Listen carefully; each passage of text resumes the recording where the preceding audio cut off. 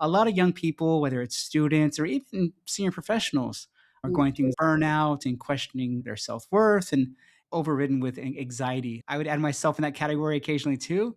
I would love to hear more about you, your story, and then we'll dive into some tips on how you overcame burnout, anxiety, and all that fun stuff.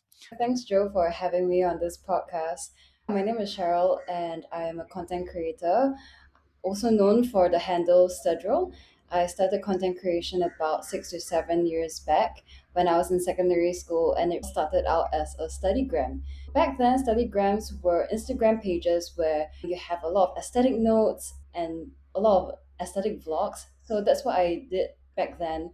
But what was interesting was that the motivation to start this was because I found that I'm not a very studious person and I wanted to do something to encourage myself to study. So that's when I created this account called Studryl. It's a combination of the word study and my name, and it's combined together. So I did Studryl for about 2 years then, and then I quit because I was dealing with a lot of burnout and self comparison. And I really revitalized it only when I pursued Polytechnic.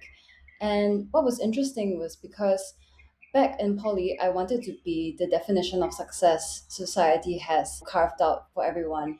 Back then, it was to get multiple scholarships, to get multiple jobs at the same time while doing very well in school.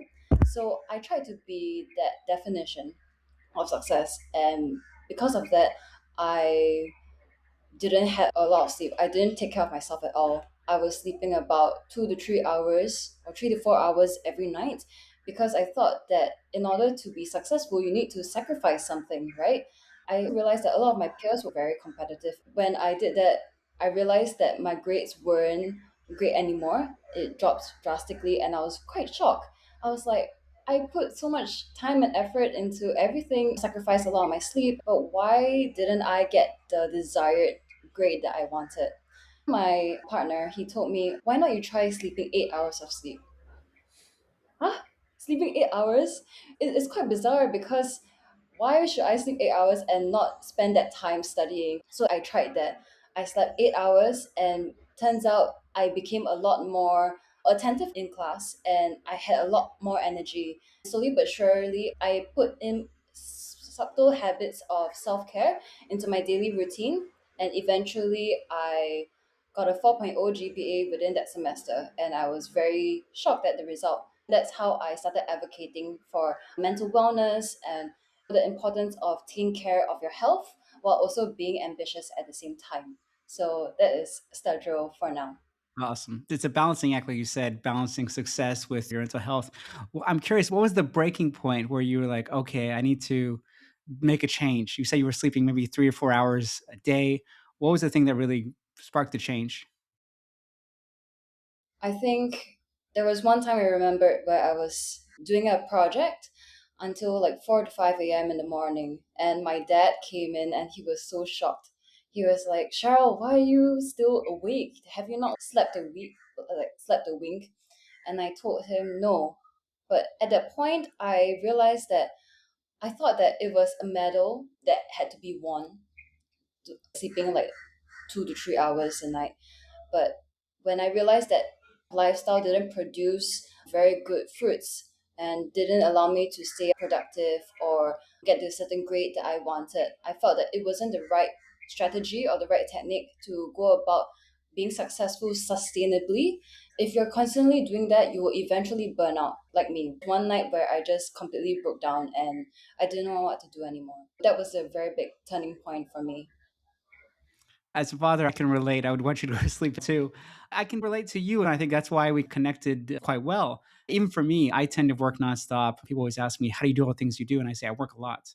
I love what I do, but I'll give an example.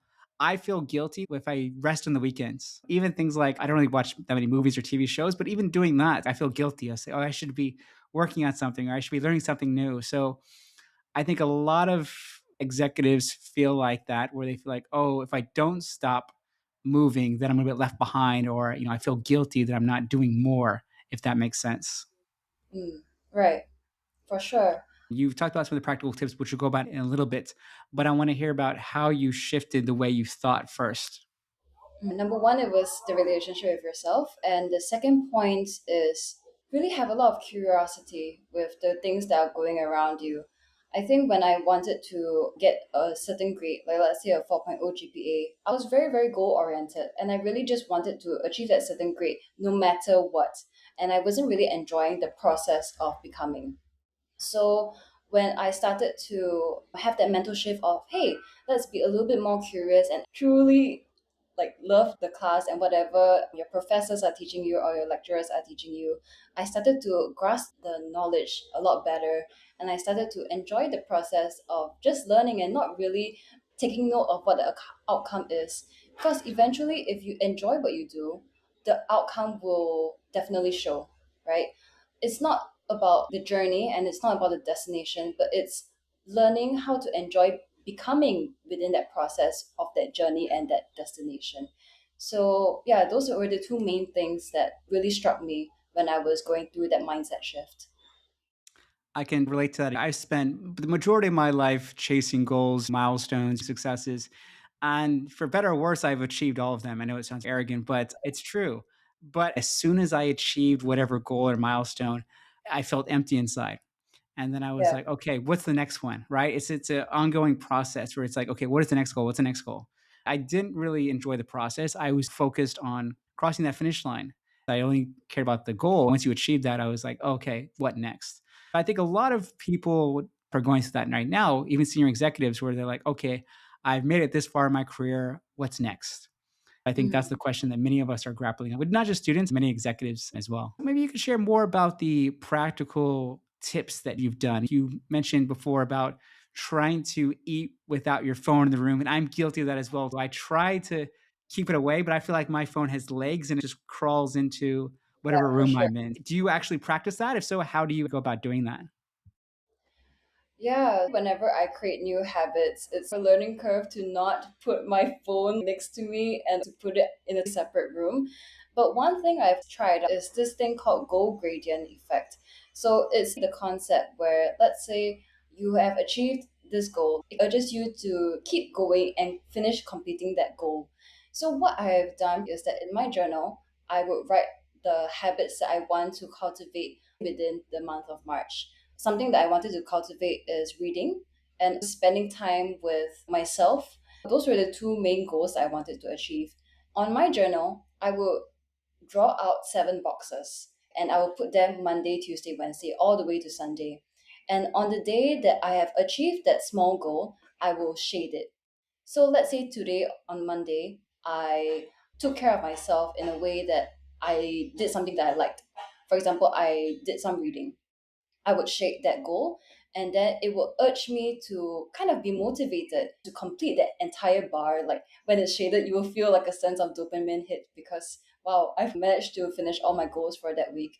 So it's slowly adding into that list and slowly shading it. And somehow or rather, your habits will slowly change as well. It's called goal gradients. Is that correct? Goal gradient effect. Yeah, Okay.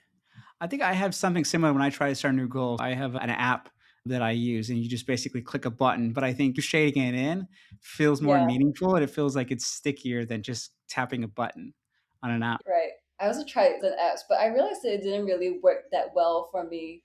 Another point that I wanted to make is before all of this, before actually creating certain goals for myself within that week or creating certain habits, I think a lot of times students or individuals, whenever they're working, they never set intentional time with themselves without learning about who they are and what they actually are doing things for, like what is their main reason why.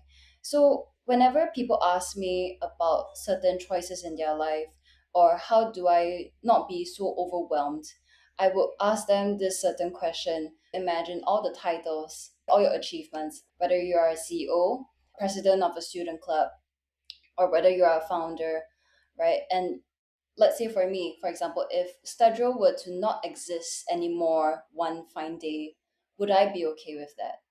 A lot of times when I ask that, I have grappled with that identity of, oh my gosh, my identity, is it tied to Studryl? Or is it me, just like Cheryl? Whenever I ask myself that question, I always have a good internal shift to know that whatever you do, you're not your title. You're who you are as a person. What do you want to be remembered by? Do you want to be remembered by someone that is humble? Do you want to be remembered by someone that cares for others or is enthusiastic about things? And through all these small little goals, that's how I create those habits to form of the person that I want to become. So those were like the two main things that has really helped me so far.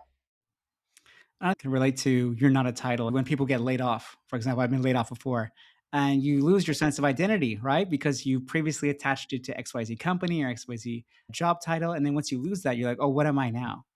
Right? Yeah. So I think that is a very common phenomenon that we do attach our self worth, our self meaning to whatever we're working on, either as a student title or as a executive title. Once we lose that, we figure out, okay, well, what's next? I like the way of reframing it. And if we lost all of that, some people only think about that after they've lost it. That's a tougher challenge versus being more proactive and saying, okay, if I lost all this today, who would I be and what would I be remembered for?